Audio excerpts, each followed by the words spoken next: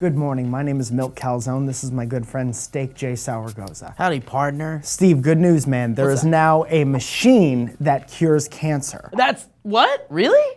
For real? No, I misspoke. What I meant to say was there is now a gun that looks like an iPhone. That's quite different. A company called Ideal Conceal has crafted a weapon that folds perfectly into an iPhone like a boring transformer. The weapon's creator, Kirk Chelberg, was inspired after a small child pointed out his gun in a restaurant. Man, what a hassle. To have a gun, then to be noticed for having a gun? We used to call that taking responsibility, but then we stopped because someone threatened to shoot us. The Department of Homeland Security has reached out and asked him about the gun. Chelberg says he plans on sending x-rays so law enforcement can distinguish between the weapon and a cell phone. Spoiler alert, one of them has bullets in it. When asked about the dangers to children and other people hurting themselves, Chelberg responded, "In America, we have lots of children in contact with pistols already. There have been a few incidents long before my product came along. For me, it's not the gun, it's the people. So if you have a pistol and you have children anywhere near you, it's your responsibility to lock that stuff up and keep it away from children." Like, for example, in a restaurant where people are just trying to eat pancakes or whatever. A man whose name I decided to stop saying completely 4 years ago is in the news again, and this time for insinuating that the attempted suicide of pop star Kehlani is nothing more than a publicity stunt, tweeting, "There's no attempted suicide. Doing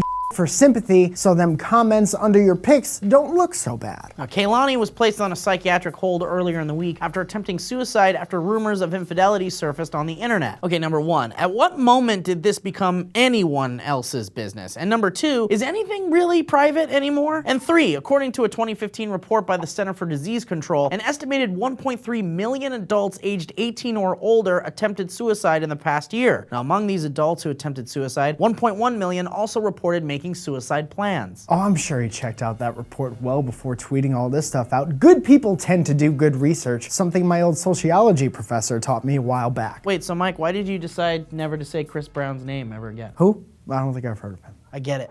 Okay, I don't really know how else to present this bit of news to you guys, so I'm just gonna flat out say it. Vagina beer is coming. In fact, it already came. The beer industry has finally lost its goddamn mind. The beer is called the Order of Yoni, and it's a sour beer that uses actual vaginal lactic acid in the brewing process. This beer is from Poland, in case you were wondering, and there's a website and an Indiegogo campaign where you can get your juices flowing in anticipation for this borderline horrific product. Some of the perks for donating to this head-scratching campaign include vagina beer bottle openers, mouse pads, and the ultimate perk, the opportunity for, quote, a voucher for 60 bottles of beer produced from your girlfriend's vaginal bacteria. Mamma mia.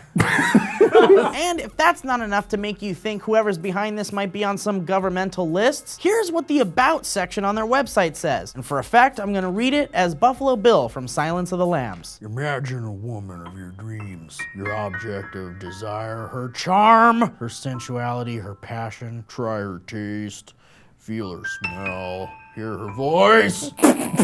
Imagine her massaging you passionately and whispering into your ear everything you want. Now free your fantasies and imagine that with a magic wand, you can close it in one bottle of beer. The golden drink brewed with her lure and grace and flavored with instincts. Imagine the beer which every sip is a rendezvous with this hot woman of your dreams. She hugs you and kisses you gently, looking straight into her eyes. How much would you give for that beer? Would you drink me?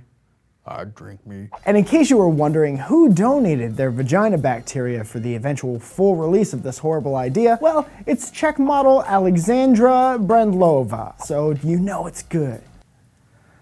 While speaking at the Drug Abuse Summit in Atlanta on Tuesday, President Barack Obama pointed out that drug addiction is a health problem, not a criminal problem. Now, Obama said, "For too long, we've viewed drug addiction through the lens of criminal justice. The most important thing to do is reduce demand. And the only way to do that is to provide treatment, to see it as a public health problem and not a criminal problem." Last month, Obama called for $1.1 billion in congressional funding to fight the growing public health problem. Obama made clear in his remarks, though, that those $1.1 billion are still not allocated. Until the money comes through, it's just an idea, and if we don't invest in this, we're gonna keep being penny wise and pound foolish. I appreciate what he's saying, but totally inappropriate time for a fat joke. Not cool. My mom said I'm being pound foolish when I go for seconds at Thanksgiving, and it always hurts. Surprisingly though, Obama made almost no mention over the growing concerns of this.